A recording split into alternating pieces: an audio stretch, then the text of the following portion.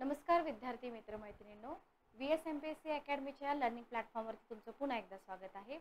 येणारी अपकमिंग आपली राज्यसेवा पूर्व परीक्षा स्पेशली राज्यसेवेसाठीच आपण सेशन कंडक्ट करतोय. तर राज्यसेवा पूर्व परीक्षा पोस्टपोन झालेली आहे, पण जसं मी तुम्हाला पाठीमागच्या सेशनमध्ये बोलले की आपल्याला आपला स्टडी जो आहे तो पोस्टपोन नाही करायचा, कारण का 2024चा जो हा अटेम्प्ट आहे ही एक शेवटची संधी आहे आपल्यासाठी. त्याच्यानंतर मात्र आपल्याला 2025ला रिटर्न पॅटर्नला सामोरे जावं लागणार आहे. ठीक आहे. तर 2024 साठी आपला जो स्कोरिंग सब्जेक्ट आहे जिओग्राफी, एन्व्हायरमेंट, इकोलॉजी. आता याच्यामध्ये एन्व्हायरमेंट, इकोलॉजी काही जण वेगळं करतात, पण आपण सगळे एकत्रच बघतोय. इवन आपण एक सेशन कंडक्ट पण करणार होतो की हाय स्कोरिंग टॉपिक कोणते आहेत. फॉर एक्झाम्पल की जिओग्राफीमध्ये जर आपण बघितलं तर तुम्हाला प्राकृतिक भूगोल किंवा ज्याच्यामध्ये खगोलशास्त्रीय भूगोल हा एक पार्ट आपण बघतो. मी तुम्हाला स्लाइडवरती सांगेन तो पार्ट.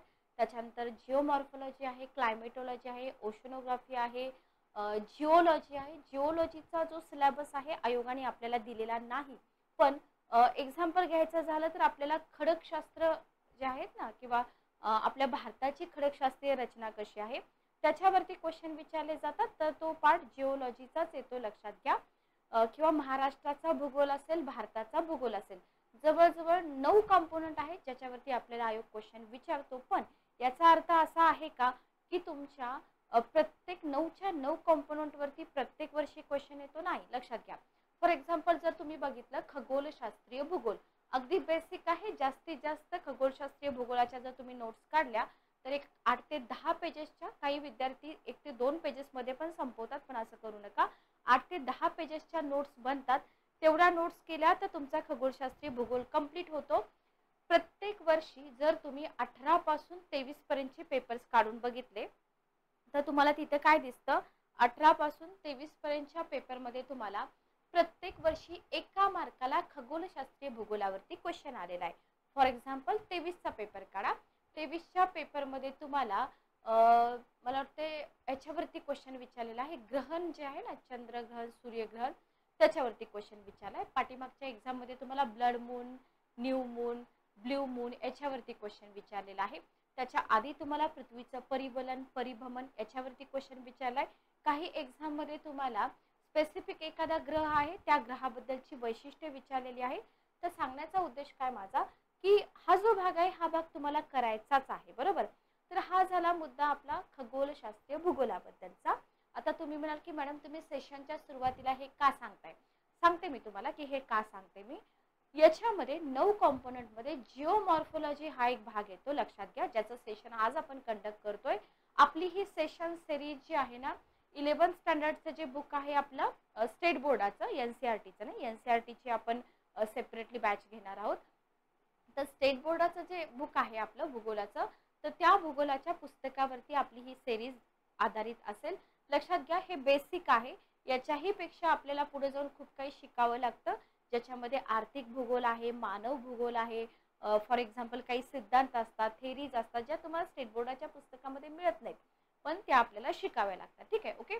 तर या 9 कॉम्पोनंट पैकी जिओमॉर्फोलॉजी हा जो भाग आहे, तर जिओमॉर्फोलॉजी सेक्शन वरती आयोग प्रत्येक वर्षी 3 ते 4 क्वेश्चन विचारतं, म्हणजे जवळजवळ 8 ते 6 मार्काला तुम्हाला जिओमॉर्फोलॉजी विचारलं जातं. ठीक आहे, ओके. तर आज आपण सेशन कंडक्ट करत आहोत याच पार्टवरती. त्याच्या आधी जर तुम्ही चॅनलवरती नवीन असाल तर आपल्या चॅनलला सबस्क्राईब करा. भरपूर सेशन ऑलरेडी अपलोड केलेले आहेत, बघून घ्या. सबस्क्राईब केल्यानंतर बेल नोटिफिकेशन ऑन करा, कारण खूप कमी लेक्चर आपले लाईव्ह होतात. जनरली आपण रेकॉर्डेड सेशनच देतोय, पण रेकॉर्डेड सेशन तुम्हाला मिळत राहतील. सो तुम्हाला इथं नोटिफिकेशन येईल जेव्हा सेशन अपलोड केलं जाईल. ठीक आहे, ओके. चला, तर आजचं जे आपलं सेशन आहे, पहिला टॉपिक जो आहे आपला स्टेट बोर्ड 11वी, त्याच्यातला पहिला टॉपिक आपला कुठला आहे बघा, भू हालचाली म्हणून एक टॉपिक आहे. भू हालचाली. टोटल स्टेट बोर्डामध्ये 11वीचं जे स्टेट बोर्ड आहे ना, तर टोटल 11वीच्या स्टेट बोर्डामध्ये मला वाटते 12 टॉपिक आहेत. 12 टॉपिक आहेत, पण हे 12च्या 12 टॉपिक आपल्याला करायचे नाही. ठीक आहे. याच्यामध्ये जर आपण बघितले जास्तीत जास्त तुम्हाला ना 6 टॉपिक करावे लागतात, 6 टॉपिक, आणि बाकीचे 6 टॉपिक तुम्ही जस्ट ओव्हरलुक केले तरी चालून जातं. ठीक आहे, ओके. चला, तर स्टेट बोर्डाच्या पुस्तकामधला पहिला टॉपिक आहे आपला भू हालचाली. पण हे बेसिक आहे, हे मात्र लक्षात ठेवा. बाकी भू हालचाली तुम्हाला अजूनही डीप मध्ये शिकावं लागतं. भू हालचाली हा आहे पहिला टॉपिक. ओके, बघा आपण काय बघतो की आपल्या पृथ्वीवरती जर आपण बघितलं, पृथ्वीचा जो पृष्ठभाग आहे ना, तर तो पृष्ठभाग सगळीकडे समान आहे का? नाही. काही ठिकाणी तुम्हाला टेकड्या दिसतील, काही ठिकाणी पर्वत दिसतील, काही भाग तुम्हाला पठारी असलेला दिसेल, काही ठिकाणी तुम्हाला खोल दऱ्या दिसतील. म्हणजे वेगवेगळ्या प्रकारची भूरूप तुम्हाला या पृथ्वीच्या पृष्ठभागावरती दिसतील. बरोबर. मग हे वेगवेगळ्या प्रकारची भूरूप निर्माण होण्यापाठीमागं काहीतरी रिझन असेल. बरोबर. तेच रिझन आपल्याला इथं अभ्यासायचे आहेत. तर इथं जर आपण बघितलं तर हे जे भूरूप निर्माण झालेली आहेत ना आपल्या पृथ्वीच्या पृष्ठभागावरती, तर ही भूरूप कोणत्या बलांमुळे निर्माण झालेली आहेत? तर अंतर्गत आणि बहिर्गत बल. ठीक आहे. एंडोजेनिक आणि एक्झोजेनिक फोर्सेस असं आपण म्हणतो. जर तुम्ही ऑनलाईन बॅचेस करत असाल तर तिथं तुम्हाला बायलिंग्वल शिकवलं जातं. पण जे विद्यार्थी मराठीमध्येच कम्फर्टेबल आहेत तर अशा विद्यार्थ्यांसाठी फक्त मराठी सुद्धा इथं आपण नोट्स प्रोव्हाइड करतो. ठीक आहे. ओके.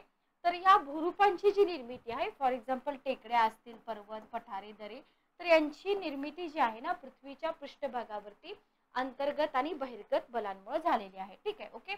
मग याच्यामध्ये जर आपण बघितलं, आपण म्हणतो दोन प्रकारचे फोर्सेस आहेत. एकच मिनिट थांबा.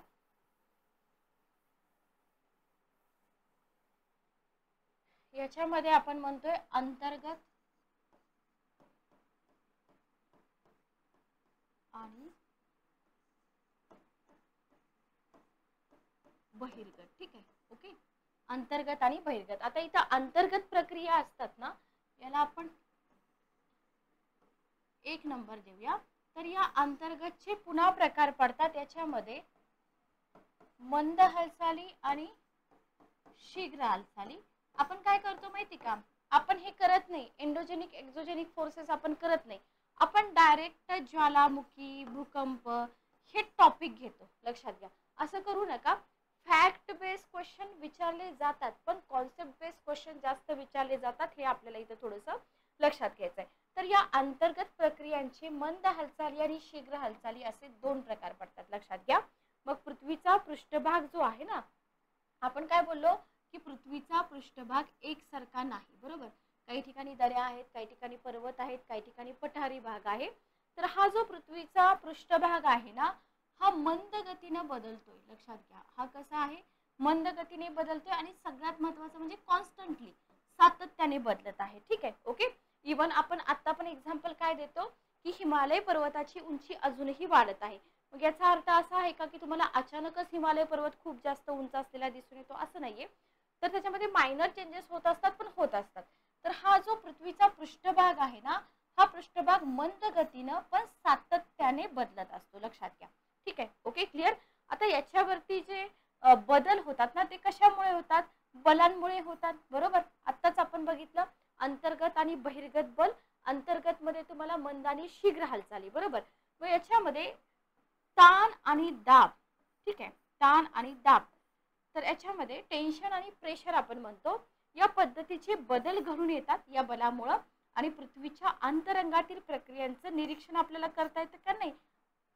पृथ्वीच्या अंतरंगापर्यंत आपण पोहोचू शकतो का? नाही. सगळे हे काय आहेत? अंदाज आहेत. लक्षात घ्या. ठीक आहे. मग असं असलं तरी त्यांचे परिणाम मात्र आपण पृष्ठभागावरती पाहू शकतो. बरोबर. जरी आपण पृथ्वीचा जे मध्य भाग आहे इथपर्यंत आपण पोहोचू शकत नाही, पण पृष्ठभागावरती जे काही घडतंय ना ते आपण बघू शकतो. हो की नाही? म्हणजे पर्वतांची निर्मिती आणि खंडांचं वितरण हे मंद हालचालीशी संबंधित आहे. इथं साधा सिंपल क्वेश्चन बनतो बघा तुमचा. पर्वताची निर्मिती आणि खंडांचं वितरण हे डॅश डॅशशी संबंधित आहे. पहिला ऑप्शन असतो तुमचा शीघ्र हालचालीशी संबंधित, दुसरा ऑप्शन असतो मंद हालचालीशी संबंधित, किंवा सेंटेन्स फॉर्मॅट मध्ये पण तुम्हाला हा क्वेश्चन विचारला जाऊ शकतो. तर लक्षात घ्या. पर्वत निर्माण होणं आणि खंडांचं वितरण होणं. इवन तुम्हाला खूप बेसिक पासून शिकवलं जातं, जसं की 33 महासागर होता, मग त्याच्यामध्ये गाळ साचला आणि मग पुढे जाऊन कॉन्टिनेंटची निर्मिती झाली, प्लेट टेक्टॉनिक असेल, वेगनरचा सिद्धांत असेल, बरंच काही इथं तुम्हाला शिकवलं जातं. ठीक आहे. ओके. तर पर्वतांची निर्मिती आणि खंडांचं जे वितरण आहे ना, तर हे कशाशी संबंधित आहे? मंद हालचालीशी संबंधित आहे. ठीक आहे, ओके, क्लिअर. आता ह्या ज्या मंद हालचाली असतात ना, तर या मंद हालचालींप्रमाणेच काय असतं, ज्या शीघ्र हालचाली असतात ना, तर त्या शीघ्र हालचाली सुद्धा भूकवचामध्ये कार्यरत असतात. म्हणजे याचा अर्थ असा नाहीये की आपल्या पृष्ठभागामध्ये फक्त मंद हालचालीच चालू असतात, तर तिथं तुम्हाला शीघ्र हालचाली सुद्धा दिसून येतात. ठीक आहे, ओके. शीघ्र हालचाली म्हणजे काय? विदिन अ सेकंद त्या हालचाली होतात, बरोबर. फॉर एक्झाम्पल काही सेकंद किंवा काही तासाच्या कालावधीमध्ये त्याचे परिणाम जे आहेत ना, या शीघ्र हालचालीचे परिणाम आपण भूपृष्ठावरती पाहू शकतो. उदाहरणार्थ भूकंप आणि ज्वालामुखी. ठीक आहे, हे आहेत एक्झाम्पल शीघ्र हालचालीचे. ठीक आहे, ओके. आता तुम्ही म्हणाल की मॅडम या हालचाली घडून येतात, इव्हिडन्स आपल्याला विचारले जातात, बरोबर. तर याचे इव्हिडन्स काय आहेत, काय पुरावे आहेत, लक्षात घ्या. तर याचे पुरावे काय आहेत बघा. निसर्गामध्ये आपण पृथ्वीच्या पृष्ठभागावरची जी भूरूप बघतोय, बरोबर, तर ही भूरूप कायमस्वरूपी असतात का? पहिली गोष्ट तर लक्षात घ्या, ही जी भूरूप असतात ना, ही भूरूपे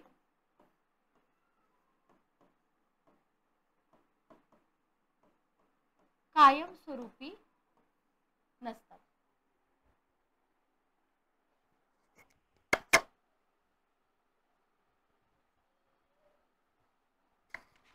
तर ही भूरूप कायमस्वरूपी असतात का? कायमस्वरूपी नसतात, बरोबर. तर याच्यामध्ये काय होतं, या भूरूपांमध्ये ना बदल होत असतो, लक्षात घ्या. ठीक आहे, ओके. आता हे बदल होतात हे कशावरनं समजतं? काही एव्हिडन्स इथे मिळतात, बरोबर. काही पुरावे इथे दिसून येतात. पुरावे काय आहेत बाबा? या ज्या हालचाली होत आहेत ना पृथ्वीच्या पृष्ठभागावरती, सॉरी पृथ्वीच्या अंतर्भागामध्ये, तर या हालचालींचा परिणाम कशावरती होतो? हालचालींचा परिणाम भूपृष्ठावरती होतो, बरोबर. आता याची पुरावे तुम्हाला दिलेले आहेत की कसा हा इथं आपल्याला परिणाम झालेला दिसून येतो, किंवा ही भूरूप कायमस्वरूपी नाहीत हे तुम्ही कसं पुराव्यासह दाखवून देऊ शकता. फॉर एक्झाम्पल बघा, 2004 ला सुनामी आली, बरोबर. त्याच्यानंतर जे सुमात्रा बेट होतं की नाही, तर या सुमात्रा बेटाची उंची काही सेंटीमीटर्सने वाढली. आता इथं तुम्हाला फॅक्ट म्हणून पण हे लक्षात ठेवायचं आहे, कारण का आयोग तुम्हाला जोड्या लावामध्ये असे इन्सिडेंट्स विचारतात. ज्या घटना घडलेल्या आहेत त्या तुम्हाला विचारले जातात. भले काही ठिकाणी भूकंप झालेले असू दे किंवा ढगफुटीची घटना तुम्हाला आयोगाने विचारली होती, तर इथं कॉन्सेप्ट सोबतच फॅक्ट पण तुम्ही लक्षात ठेवा, क्वेश्चन विचारले जातात. ठीक आहे, ओके.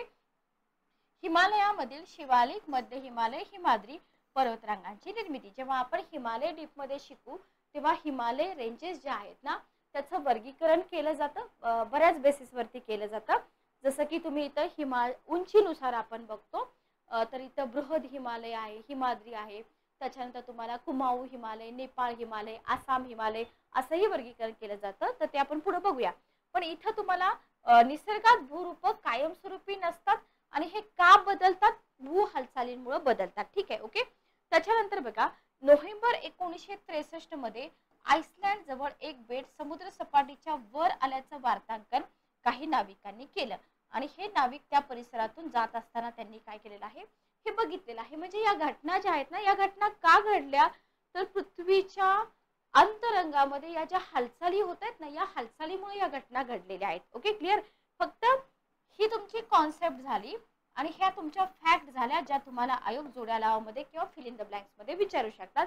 आणि 11th आणि 12th स्टँडर्डचं स्टेट बोर्ड जर तुम्ही केलं खूप चांगलं, लाईन टू लाईन सगळं व्यवस्थित समजून घेतलं, तर जवळजवळ 30 मार्काला तुम्हाला जिओग्राफी, एन्व्हायरमेंट, इकोलॉजी विचारलं जातं. 30×2 करा, 60 मार्काला तुम्हाला याच्यामध्ये करंट अफेअर्सचा पण भाग इन्क्लूड करा. तर आपण असं म्हणू शकतो की इथून जवळजवळ 12 म्हणजे 24 मार्काचे क्वेश्चन तुमचे 11th-12th स्टँडर्डची जी पुस्तकं आहेत ना, मग ते स्टेट बोर्डाचे असू दे किंवा NCERTचे असू दे, त्याच्यामधून तुमचे क्वेश्चन इथं कव्हर होतात, आरामात कव्हर होतात. तुम्ही क्वेश्चन पेपर काढून बघू शकता. ठीक आहे, ओके.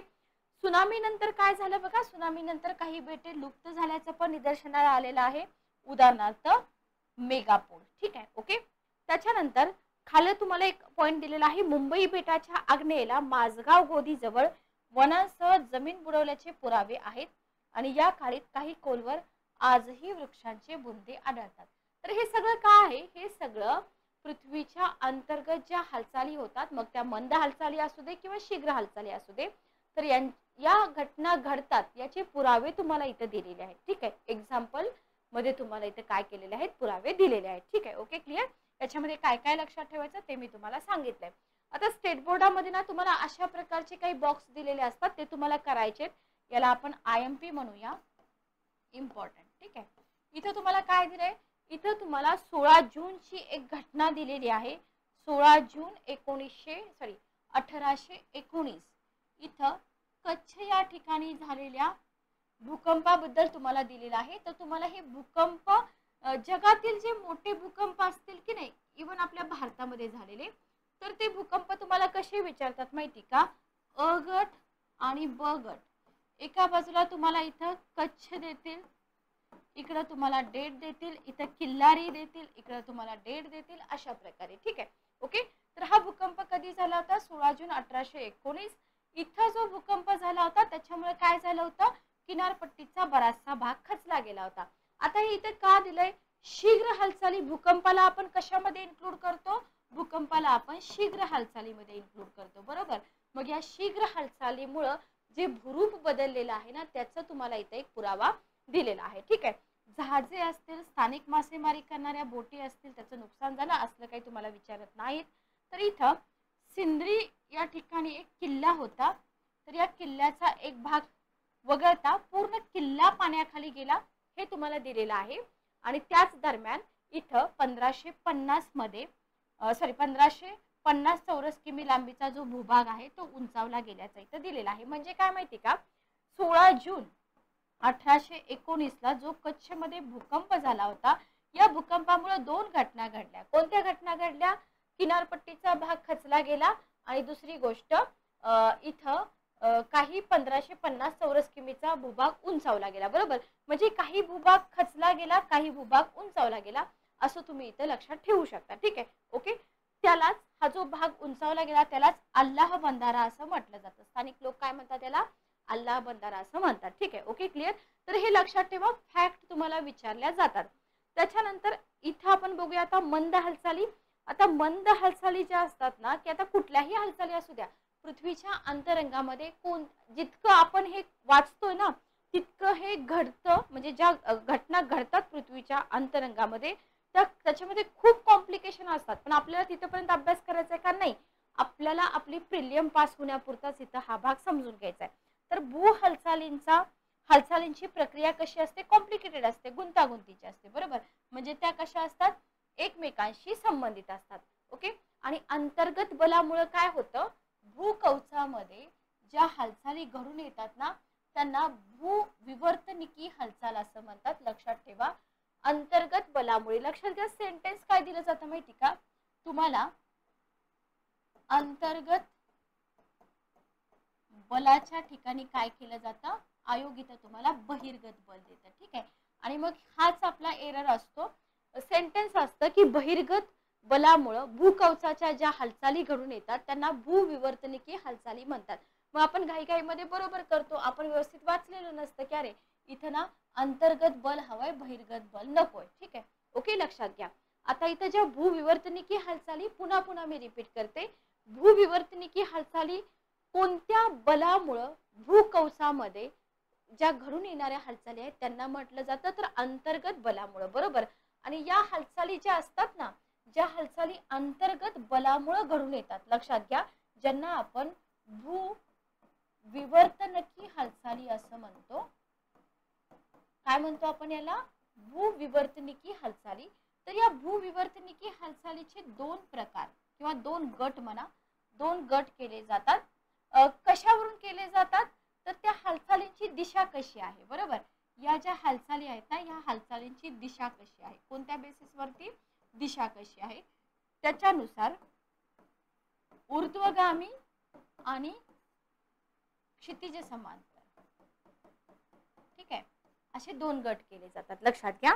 आणि आपण काय करतो माहिती का, जे विद्यार्थी अधूनमधून कुठूनही अभ्यास करतात ते विद्यार्थी डायरेक्ट हेच वाचतात, खंड निर्माणकारी हालचाली.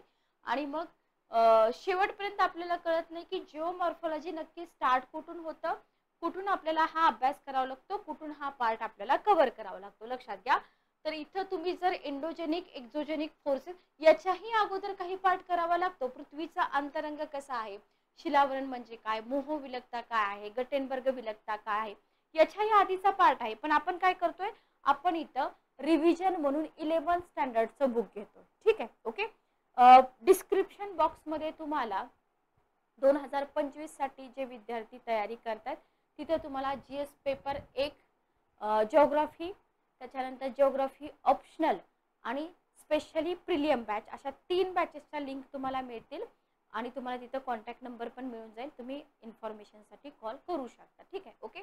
चला, तर ऊर्ध्वगामी हालचाली. आता या भूविवर्तनिकी हालचालीमध्ये ज्या ऊर्ध्वगामी हालचाली आहेत खंड निर्माणकारी हालचाली म्हणतात. ऑब्लिक करा, आयोग तुम्हाला इथं असंही देऊ शकतं, खंड निर्माणकारी हालचाली, खंड निर्माण करणाऱ्या हालचाली. ठीक आहे. तर पृथ्वीच्या अंतरंगातील बलांमुळे, हे तर आपण सुरुवातीला पण बघितलेलं आहे की हे जे अंतरंगातील बल आहेत ना आणि ऊर्जेच्या वाहनामुळे काय होतं, या हालचाली निर्माण होतात. बघा, तुम्हाला क्वेश्चन जर याच्यावरती आला वर्टिकल आणि हॉरिझॉन्टल, तर आपण कन्सिडर करूया की तुम्हाला क्वेश्चन या ऊर्ध्वगामी हालचालीवरती आयोगाने विचारलाय. क्वेश्चन फार लेंदी असतात राज्यसेवेचे. पहिलं सेंटेन्स तुम्हाला असं देतील की खंड निर्माणकारी हालचाली किंवा ऊर्ध्वगामी हालचाली पृथ्वीच्या अंतरंगातील बलामुळे, आता इथं हा तुमचा पहिला एरर असू शकतो. ठीक आहे, अंतरंगातील बलामुळे आणि ऊर्जेच्या वहनामुळे निर्माण होतात. ठीक आहे, ओके, क्लिअर. आता हे सेंटेन्स झालं, लक्षात घ्या. आता फक्त तुम्ही काय वाचता इथं शिकताय, तुम्ही ऊर्ध्वगामी हालचाली. नेक्स्ट जर तुम्ही बघितलं तर लक्षात घ्या क्षितिज समांतर हालचाली. ठीक आहे, आता इथं बघा, म्हणजे कंपॅरिझन मी करून सांगते तुम्हाला. तर या ज्या हालचाली असतात ना, या क्षितिज समांतर हालचाली, ज्याला आपण पर्वत निर्माणकारी म्हणतो, तर या हालचाली क्षितिज समांतर दिशेत होतात, बरोबर. आणि बलाच्या दिशेनुसार या हालचालींमुळे खडकांच्या स्तरात ताण किंवा दाब निर्माण होतो. ठीक आहे, लक्षात घ्या. आता हे सेंटेन्स आणि जे मी पाठीमागं तुम्हाला लिहून दिलेलं सेंटेन्स आहे ना, तर याच्यामध्ये फक्त आयोग शफल करून देतं. ठीक आहे, म्हणजे ऊर्ध्वगामी हालचालीला तुम्हाला काय म्हणतात, क्षितिज समांतर हालचालीचं डिस्क्रिप्शन देतील आणि क्षितिज समांतर हालचालीला ऊर्ध्वगामी हालचालीचं डिस्क्रिप्शन देतील. ठीक आहे, ते फक्त आपल्याला काय करायचं असतं, इथं शोधायचं असतं, एरर डिटेक्ट करायचे असतात. ओके.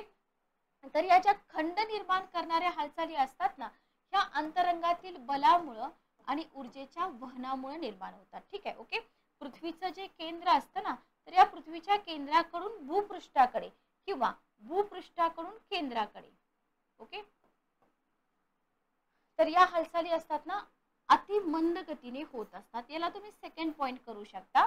खंड निर्माण करणाऱ्या हालचाली पृथ्वीच्या केंद्राकडून पृष्ठभागाकडे, पृष्ठभागाकडून केंद्राकडे होतात, पण कशा होतात, अतिशय मंद होत असतात, लक्षात घ्या. ठीक आहे, ओके, क्लिअर. आणि या हालचालीमुळे काय होतं, या हालचालीमुळे खंड निर्माण म्हणतोय ना आपण, लक्षात घ्या, शब्दांवरती फोकस करा. खंड निर्माणकारी म्हणतोय, खंड निर्माणकारी. ठीक आहे, ओके. खंड निर्माणकारी म्हटल्यानंतर काय काय होईल सांगा, जेव्हा पृथ्वीच्या भूकवचामध्ये हालचाली होतील. ऑब्विसली इथं भूकवचाचा जो विस्तीर्ण भाग असेल ना, तर तो एकतर उचलला जाईल, बरोबर, एकतर उचलला जाईल, दुसरी पॉसिबिलिटी काय आहे, खचला जाईल, बरोबर. ओके, मग जो भूकवचाचा भाग असतो ना, फॉर एक्झाम्पल समुद्र सपाटी आहे, या समुद्र सपाटीपेक्षा जो भाग उंचावला जातो, ओके, त्याच्यामुळे काय होते, खंडाची निर्मिती होते, बरोबर. याला काय म्हणतो आपण, पहिली पॉसिबिलिटी आपण काय सांगितली की भाग उंचावला जाऊ शकतो, दुसरी पॉसिबिलिटी आपण काय सांगितली की भाग खचू शकतो, बरोबर. मग जो उंचावला जातो ना किंवा समुद्र सपाटीपेक्षा वर उचलला गेलाय, त्याच्यामुळे खंड निर्माण होत आहेत, म्हणून आपण याला काय म्हणतो, खंड निर्माणकारी हालचाली, बरोबर. ओके. आणि याच्यामुळे काय होऊ शकतं, तुम्हाला इथं अजून बरेच क्वेश्चन बनतात की खंड निर्माणकारी हालचालीमुळे विस्तीर्ण पठारांची निर्मिती होते, बरोबर. ओके. आणि या हालचाली कशा असतात बघा, शीघ्र होतात का नाही, मंद होतात. त्याच्यामुळे काय होतं, त्यांचा आवाका कसा असतो, मोठा असतो, लक्षात घ्या. आणि सगळ्यात महत्वाचा डिफरन्स काय आहे माहिती का, या ऊर्ध्वगामी आणि क्षितिज समांतर मध्ये या ज्या ऊर्ध्वगामी हालचाली असतात की नाही किंवा खंड निर्माण करणाऱ्या हालचाली असतात, याचा दाब आणि ताण याच्याशी काहीही संबंध नसतो, लक्षात घ्या. ठीक आहे. सगळ्यात मोठा फरक जर तुम्हाला इथे लक्षात ठेवायचा असेल दोन्ही मधला, तर हा फरक लक्षात ठेवा. काहीही संबंध नसतो. तथापि या ज्या हालचाली आहेत ना, या हालचालीमुळे काय होतं, एकतर भूखंड उचलला जातो किंवा खचतो, या दोनच क्रिया होतात. तर तुम्हाला इथं ऊर्ध्वगामी हालचाली किंवा खंड निर्माणकारी हालचाली समजलं असेल. अतिशय सोप्या भाषेमध्ये मी तुम्हाला समजावून सांगितलंय, पण अजूनही हा काय आहे, आपला बेसिकचाच भाग आहे. याच्यामध्ये आपल्याला खूप काही शिकावं लागतं, पुढे जाऊन तुम्ही ऑप्शनल वगैरे ठेवणार असाल तर. ठीक आहे. Okay, clear. चला नेक्स्ट आपण पुढे जाऊया. पुढे आपण बघतोय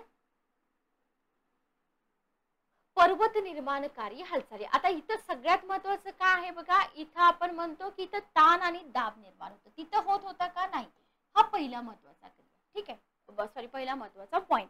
आता इथं काय होतं, या ज्या हालचाली होतात ना क्षितिज समांतर, याच्यामुळे काय होतं, भूपृष्ठाला वळ्या पडतात, घड्या पडतात किंवा भेगा पडतात. हे पुढे आपल्याला शिकायचं आहे. फोल्ड म्हणजे काय, फॉल्ट म्हणजे काय, बरोबर. याच्यावरती आयोगाने क्वेश्चन पण विचारलेला आहे.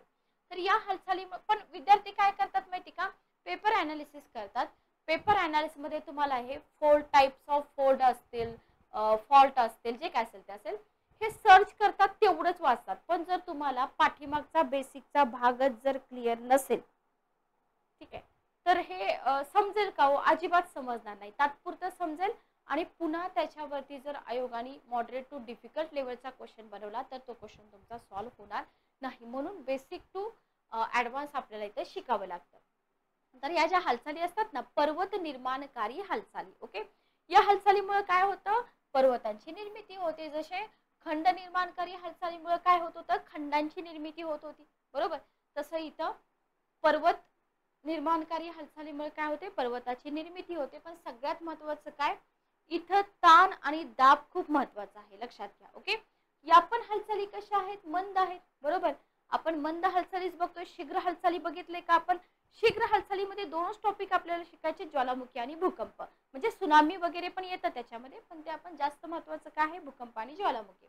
परंतु बघा, आता या पण हालचाली मंद आहेत, पण खंड निर्माण करणाऱ्या हालचालीपैकी त्यांचा वेग कसा असतो, जास्त असतो. मग इथं तुम्हाला काय लक्षात ठेवायचं आहे, खंड निर्माणकारी हालचालीपेक्षा किंवा ऊर्ध्वगामी हालचालीपेक्षा क्षितिज समांतर हालचालींचा वेग कसा असतो, जास्त असतो. आयोग तुम्हाला दोन सेंटेन्स देतं की ऊर्ध्वगामी हालचालीपेक्षा क्षितिज समांतर हालचालींचा वेग कमी असतो, आणि दुसरं सेंटेन्स असतं की ऊर्ध्वगामी हालचालीपेक्षा क्षितिज समांतर हालचालींचा वेग जास्त असतो, बरोबर. फक्त शफल करून दिलं जातं, बाकी याच्यामध्ये काहीही नवीन नसतं. तुम्हाला लक्षात पाहिजे की कोणत्या हालचालीचा वेग जास्त असतो, कोणत्या हालचालीचा वेग कमी असतो. ठीक आहे. Okay, clear. बघा, आणि ऑब्वियसली वेग जास्त आहे म्हटल्यावर आवाका पण जास्त असतो. सॉरी, आवाका कसा असतो, मर्यादित असतो. तिकडे आवाका कसा होता, जास्त होता. आता या हालचालीमुळे काय होतं, या हालचालीमुळे खडकांच्या स्तरामध्ये वळ्या पडतात. ठीक आहे. ओके. किंवा विभंग निर्माण होतात. परिणामी काय होतं, घडीचे पर्वत किंवा गट पर्वत निर्माण होतात. आपल्याला विचारलं जातं की खालीलपैकी पर्वतांचे प्रकार सांगा. प्राचीन पर्वत, अर्वाचीन पर्वत, वली पर्वत, घडी पर्वत, ब्लॉक माउंटेन्स, बरंच काही काही, ज्वालामुखी पर्वत. तर इथं घडीचे पर्वत किंवा गट पर्वत निर्माण होतात, आणि या हालचालींना पर्वत निर्माण करणाऱ्या हालचाली असं म्हणतात. आता इथं आपण काय बोललो की इथं दाब आणि ताण खूप महत्वाचे आहेत, बरोबर. आता हे जे बल आहे ना, ह्या बलाचे दोन गट पडतात. ताण निर्माण करणारं बल, जसं आपण वरती बघितलं होतं, आणि दाब निर्माण करणारं बल. ठीक आहे, समजून घ्या. आता या प्रक्रियेमुळे भूपृष्ठाला काय होतं, ताण निर्माणकारी बल. पहिला पॉइंट आपण बघूया, ताण निर्माणकारी बल. लक्षात घ्या. तर एकमेकांपासून विरुद्ध दिशेने कार्य करतं, बरोबर. बघा, ताण कधी निर्माण होतो, जेव्हा आपण एकमेकापासून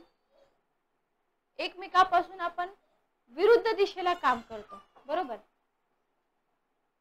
एकमेकांपासून जेव्हा आपण विरुद्ध दिशेला कार्य करतो की नाही, तेव्हा काय निर्माण होतो, तिथं ताण निर्माण होत असतो. ओके, उदाहरणार्थ बघा, एखादा इथं जसं इमेज दाखवली, एखादा पेपर तुम्ही घेतलाय, बरोबर, आणि त्याला तुम्ही ताण देताय, विरुद्ध दिशेने ताण देताय, तर काय होईल, हा पेपर इथं मध्ये फाटेल की नाही, हा पेपर इथं मध्ये फाटेल, बरोबर. लक्षात घ्या, म्हणजे काय होतं बघा, तर इथं विरुद्ध दिशेने कार्य होतं. ताण निर्माणकारी बल म्हणजे काय, विरुद्ध दिशेने इथं कार्य होतं. आणि त्याच्यामुळे काय होतं, म्हणजे फॉर एक्झाम्पल इथं हा कागद आहे, तसा तुम्ही एखादा खडक कन्सिडर करा आणि त्या खडकावरती विरुद्ध दिशेने कार्य होते, बरोबर. मग काय होईल, त्या खडकांच्या थरामध्ये ताण निर्माण होईल, बरोबर. आणि ताण निर्माण झाल्यामुळे काय होईल, इथं भूपृष्ठाला छेद पडू शकतो, बरोबर. जसं इथं दाखवलंय, भेग पडू शकते, भंग पडू शकतो, तडे पडू शकतात, बरोबर. आणि भूकवचात काय होतो, विभंग निर्माण होतो आणि याला आपण काय म्हणतो, प्रस्तरभंग असं म्हणतो. लक्षात घ्या. आणि काय होतं मग, प्रस्तरभंग झाल्यामुळे ऑब्विसली खडकाला काय पडतील, भेगा पडतील ना, बरोबर, भेगा पडतील. त्याच्यामुळे काय होतं, खचदरी किंवा गट्ट पर्वतांची निर्मिती होते. हे इथं आपल्याला लक्षात ठेवायचं आहे. Okay, clear. विद्यार्थी या प्रस्तरभंग या एका शब्दाचं किती टेन्शन घेतात, टेन्शन घेण्यासारखं काय आहे का, काहीच नाहीये, लक्षात घ्या. नेक्स्ट आपण पुढे बघूया. त्याच्यानंतर आहे दाब निर्माणकारी बले. ताण निर्माणकारी आपण बघितली, बरोबर. दाब निर्माणकारी बले, बघा, जेव्हा बल आपण काय बघितलं, विरुद्ध दिशेने बघितलं, सुरुवातीला आपण विरुद्ध दिशेने बघितलं, बरोबर. आणि जेव्हा एकमेकांच्या दिशेने कार्य करतात तेव्हा त्याला केंद्रित बल म्हणतात. एकमेकांच्या दिशेने जर कार्य करत असेल तर त्याला काय म्हणतो आपण, केंद्रित बल म्हणतो, बरोबर. मग याच्यामुळे काय होतं बघा, जसं आपण पाठीमागे एक्झाम्पल बघितलं होतं, इथं आपण एक असा कागदाचा तुकडा आहे असं आपण कन्सिडर करूया, बरोबर. प्लेन कागदाचा तुकडा आहे, जेव्हा तुम्ही एकाच दिशेने बल लावता तेव्हा असा फोल्ड निर्माण होतो, बरोबर. जसं इथं तुम्हाला दाखवलेलं आहे, दाब तुम्ही कसा देताय, एकाच दिशेने देताय, एकमेकांच्या दिशेने कार्य करतो, बरोबर. त्याला आपण केंद्रित बल म्हणतो. मग याच्यामुळे काय होतं, खडकांच्या स्तरावर दाब निर्माण होतो. याच्यामुळे काय होतं, पृष्ठभागाला बाक येणे किंवा कंटिन्युअस अशा वळ्या पडणे किंवा भेगा पडणे या क्रिया घडतात. ठीक आहे, ओके. तर तुम्हाला ताण निर्माणकारी बले आणि दाब निर्माणकारी बले समजले असतील असं मी इथं कन्सिडर करते. ओके, त्याच्यानंतर बघा वलीकरण. आता इथं आपण ताण आणि दाब दोन्ही बघितलं, बरोबर. इथे काय बघितलं आपण, दाब निर्माणकारी बलामुळे काय होतं, वळ्या पडतात खडकांना. ओके, तर भूपृष्ठाला पडणाऱ्या वळ्यांचं स्वरूप हे अनेक घटकावरती अवलंबून असतं, बरोबर. आता याच्यामध्ये बघा, ह्या ज्या वळ्या पडतात ना किंवा या वळ्याचं स्वरूप जे असतं ना, कोणत्या घटकावरती अवलंबून असतं असाही क्वेश्चन तुम्हाला बनू शकतो. कॉन्सेप्ट बेस्ड क्वेश्चन आयोग विचारतंय. तर इथं खडकांचं स्वरूप कसं आहे, बलाची तीव्रता किती आहे आणि बलाचा कालावधी किती आहे, या तीन गोष्टीवरती डिपेंड होतं की त्या खडकाला पडणाऱ्या वळ्या कशा आहेत, बरोबर. लक्षात घ्या. जर मृदू आणि म्हणजे खडक रचना जर आपण बघितली, जिओलॉजी, बरोबर, तर सगळे खडक सारखे असतात का, अग्निजन्य खडक, स्तरित खडक, गाळाचे खडक, मूळ खडक, त्याच्यामध्ये फरक असतो की नाही, रूपांतरित खडक असेल तर प्रत्येक खडक मृदू असेलच असं नाही, काही खडक कठीण पण असू शकतात. जर मृदू आणि लवचिक खडक असतील ना तर त्याच्यावरती ऑब्विसली याचा प्रभाव कसा पडणार आहे, जास्त पडणार आहे. मग ज्यावेळी खडकाच्या स्तरामधून ऊर्जा लहरी मोठ्या प्रमाणात प्रवास करतात तेव्हा काय होतं, वळ्या निर्माण होतात, बरोबर. आणि ही जी वलीकरणाची प्रक्रिया आहे ना,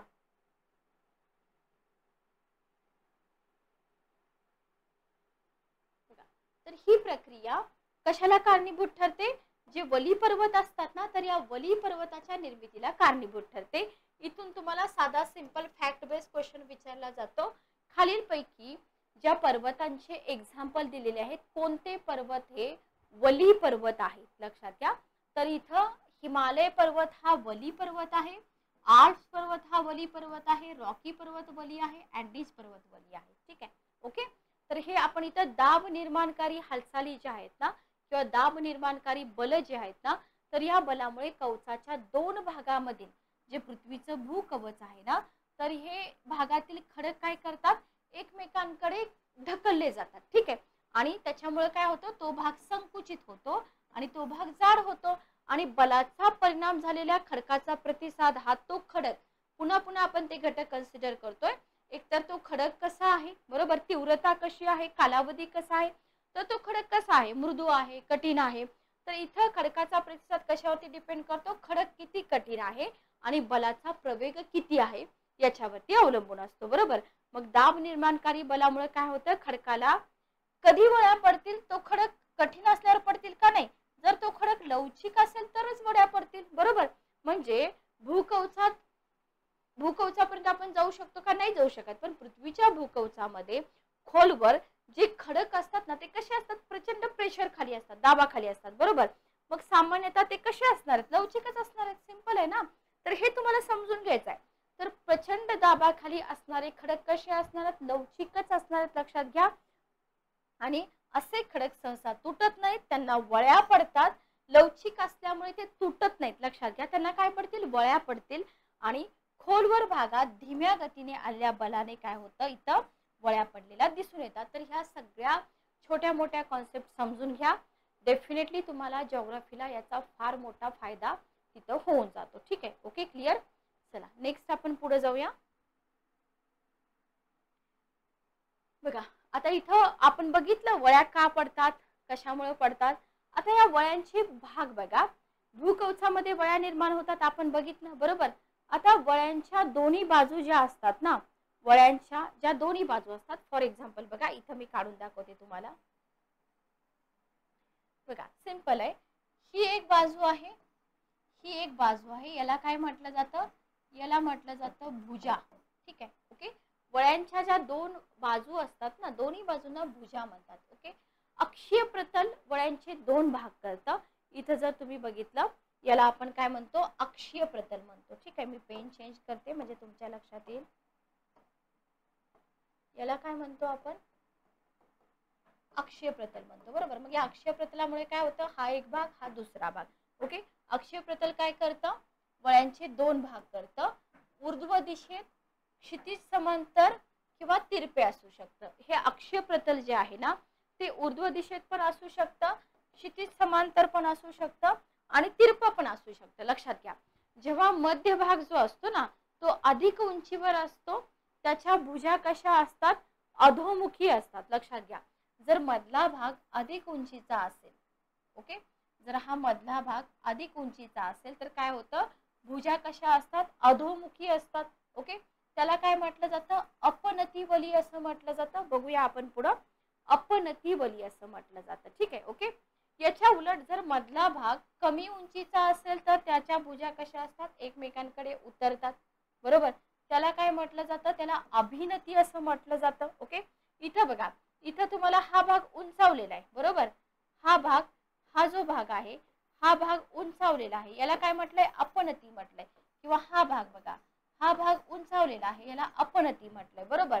जो भाग मधला भाग जो आहे ना, तो कमी उंचीवर असतो, याला काय म्हटलेलं आहे, याला अभिनती म्हटलेलं आहे. समजून घ्या, ठीक आहे, याला अभिनती म्हटलेलं आहे. Okay, clear. तर हे झाले वलीचे भाग, अपनती, अभिनती, भुजा म्हणजे काय. आता वलीचे पर्वत जे आहेत ना, ते वलीकरणामुळे निर्मिती होते, हे आपण बघितलं. त्याचे एक्झाम्पल पण बघितले आपण, हिमालय, आल्प्स, रॉकी आणि अँडीज पर्वत, बरोबर. तर वयोमानानुसार वली पर्वतांचे पुन्हा दोन प्रकार पडतात बघा. वयोमानानुसार दोन प्रकार पडतात, प्राचीन वली पर्वत आणि अर्वाचीन वली पर्वत, ठीक आहे. ओके, तर जे पर्वत 200 दशलक्ष वर्षापूर्वी बघा, जे पर्वत 200 दशलक्ष वर्षापूर्वी निर्माण झालेले आहेत, उदाहरणार्थ आता इथे लक्षात घ्या, प्राचीन वली पर्वतामध्ये तुम्हाला एक्झाम्पल कोणते लक्षात ठेवायचे आहेत, अरवली पर्वत आपल्या भारतामधला, उरल पर्वत, ॲप्लेशियन. आता हे तुम्हाला जोड्या लावामध्ये विचारतात, अरवली भारत, उरल पर्वत रशिया, ॲप्लेशियन संस्थाने, त्याच्यानंतर आहे हा तीनच दिलेले आहे तिथं. आणि अर्वाचीन वली पर्वत जर बघितलं तर 10 ते 25 दशलक्ष, याच्यामध्ये रॉकी आणि हिमालय, ठीक आहे. हे अर्वाचीन आहेत, प्राचीन आहेत, बरोबर. हिमालयाची उंची पण तुम्हाला इथं दिलेली आहे. तर इथं तुम्हाला हे दोन पार्ट जे आहेत ना, हे व्यवस्थित लक्षात ठेवायचे आहेत. याच्यावरती आयोगाने वारंवार क्वेश्चन विचारलेले आहेत आणि पुढे जाऊन सुद्धा याच्यावरचे क्वेश्चन रिपीट होऊ शकतात. ठीक आहे, ओके, क्लिअर. चला नेक्स्ट आपण पुढे जाऊया. इथं तुम्हाला दिलेला आहे बघा, हा पृथ्वीचा पृष्ठभाग आहे असं पण कन्सिडर करूया. वलीकरणापूर्वी तो कसा होता, असा होता. वलीकरण झाल्यानंतर कसा झाला. बरोबर. वलीचे प्रकार याच्यावरतीच आयोगाने तुम्हाला प्रिव्हियस एक्झाम मध्ये क्वेश्चन विचारलेला आहे. लक्षात घ्या, प्रिव्हियस एक्झाम मध्ये फक्त थेरीवरती क्वेश्चन होता. नेक्स्ट एक्झाम मध्ये तुम्हाला ह्याच्या डायग्राम आहेत की नाही. फॉर एक्झाम्पल ही पहिली डायग्राम आहे, सममित वली. लक्षात घ्या, सममित वली. ओके, इथला अक्षीय प्रतल कसा असतो, ऊर्ध्वगामी असतो. बरोबर. वलींच्या भुजांचा जो उतार आहे बघा, उतार कसा आहे, वलींच्या ज्या भुजा आहेत ना, या भुजांचा उतार कसा आहे, समान असतो. बरोबर. हे झाले तुमचे सममित वली. Okay, clear. सेकंड नंबर बघा, इथं तुम्हाला असममित वली म्हटलंय. काय म्हटलंय, असममित वली. तर इथलं अक्षीय प्रतल कसं आहे, इथलं अक्षीय प्रतल कललेलं आहे आणि भुजांचे जे कोण असतात ना, ते कोण कसे असतात, तुम्हाला कमी जास्त दिसून येतात. हे झालं तुमची असममित वली. इथं बघा, उलथलेली वली. आता ह्या वलीची शाखा आहे ना, या वलीच्या शाखेवरती झुकलेली आहे. बरोबर. याला काय म्हटलेलं आहे, उलथलेली वली. बरोबर. भुजांचा उतार एकाच दिशेने असतो, पण कोण कसा असतो, कमी जास्त असतो. उतार एकाच दिशेने आहे. बरोबर, पण याचा कोण कसा आहे, कमी जास्त आहे. लक्षात घ्या. त्याच्यानंतर आहे आडवी वली, एक वली. आता इथं फक्त उलटली, इथं मात्र काय झाले, पूर्णपणे स्लिप झाली त्याच्यावरती.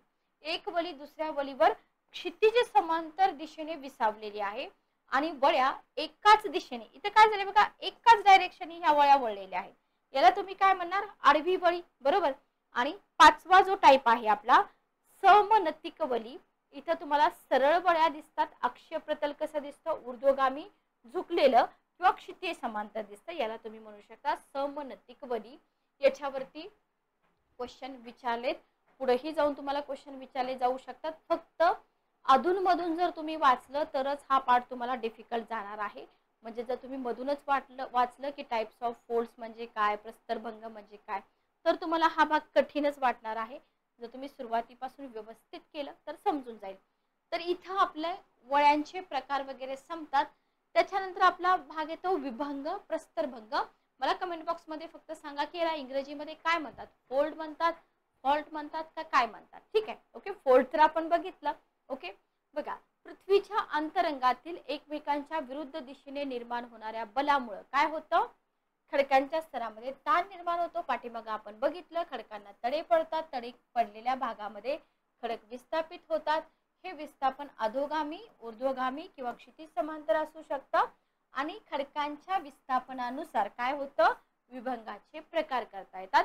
याच्या आधी तुम्हाला मी प्रस्तरभंग म्हणजे काय एक्सप्लेन केलेलं आहे. थोडंसं रिकॉल करा. पाठीमागे वळ्यांवरती क्वेश्चन होतात. आता तुम्हाला या विभंगाच्या प्रकारावरती क्वेश्चन येऊ शकतो. मे बी क्वेश्चन तुम्हाला 1 नंबरची इमेज, 2 नंबरची इमेज, 3 नंबरची इमेज आणि 4 नंबरची इमेज अशा प्रकारे येऊ शकतो. ठीक आहे, ओके. बघा, आता इथं आपण बघतोय की हे जे खडकांचं विस्थापन आहे ना, कारण आपण काय करतोय, ह्या खडकाच्या विस्थापनानुसारच आपण विभंगाचे प्रकार करतोय. बरोबर. मग हे खडकांचं विस्थापन अधोगामी पण असू शकतं, ऊर्ध्वगामी पण असू शकतं किंवा क्षितिज समांतर पण असू शकतं. ठीक आहे. तर प्रचंड दाबाखाली नसलेल्या म्हटलंय, भूपृष्ठाजवळील खडकांचा थर काही वेळेस वली प्रक्रियेत जुमानत नाही. पाठीमागे आपण बघितलं की नाही, कठीण खडक तिथं वळ्या पडतात का, नाहीत पडत. जे खडक लवचिक असतात त्याच्यावरतीच वळ्या पडतात. म्हणून इथं आपल्याला लक्षात येतं की दाब जर असेल, आपण काय बोलतो की पृथ्वीच्या पृष्ठभागात म्हणजे अंतरंगामध्ये जे खडक आहेत ते कसे आहेत, प्रचंड प्रेशर खाली आहेत. बरोबर. मग प्रेशर जास्त असेल तर ते खडक कसे असतात, लवचिक असतात. आणि जर खडक लवचिक असतील तर तिथं काय होतील, वळ्या निर्माण होतील. पण इथं काय आहे, जे खडक प्रेशर खाली नाहीत, जे खडक प्रचंड दाबाखाली नाहीत, भूपृष्ठाजवळ आहेत हे खडक. बरोबर, अंतरंगामध्ये नाहीयेत. मग काय होईल, इथं वली प्रक्रिया होईल का, नाही होणार. बरोबर.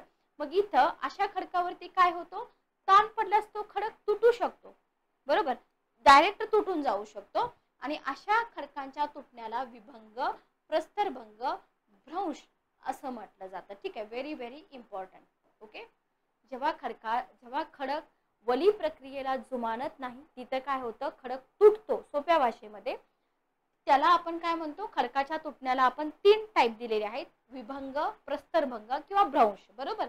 ओके, खडकाच्या तुटलेल्या प्रतलाला विभंग प्रतल असं म्हणतात आणि अशा विभंगाच्या दिशेत काय होतात, खडक एकवटतात आणि या प्रक्रियेमुळे खडकाचा एक थर दुसऱ्या थराच्या तुलनेत विभंग प्रतलापासून वर उचलला जातो. पहिली पॉसिबिलिटी, खचला जातो, म्हणून विभंगाच्या प्रक्रियेतून गट पर्वत आणि खचदरी भूरूपांची निर्मिती होते. लक्षात घ्या, इथे तुम्हाला लक्षात ठेवायचं आहे, जी विभंग प्रक्रिया आहे, वलीकरणाच्या प्रक्रियेमधून काय होतं आणि विभंग प्रक्रियेमधून काय होतं. तर ही जी विभंग प्रक्रिया आहे ना, या विभंग प्रक्रियेमधून एकतर गट पर्वताची निर्मिती होते किंवा खचदरी सारख्या भूरूपांची निर्मिती होते. ठीक आहे. ओके, आता ही जी इमेज आहे ना, ही इमेज आपण आहे अशी स्टेट बोर्डामधलीच घेतलेली आहे.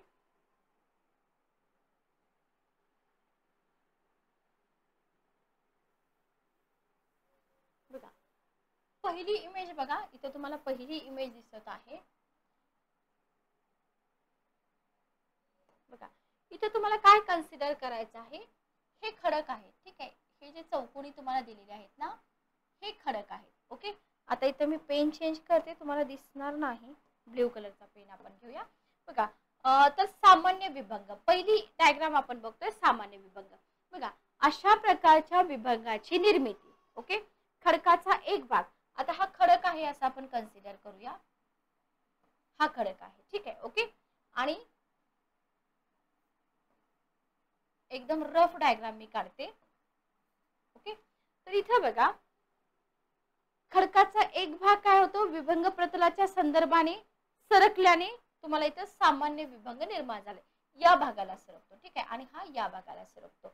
याच्यामुळे काय होतं, याच्यामुळे आपल्याला इथं सामान्य विभंग दिसून येतो. ओके, एकदम सिंपल, की अशा प्रकारच्या विभंगाची निर्मिती खडकाचा एक भाग विभंग प्रतलाच्या संदर्भाने. आता विभंग प्रतल म्हणजे मी काय तुम्हाला इथे शिकवलेलं आहे, बरोबर.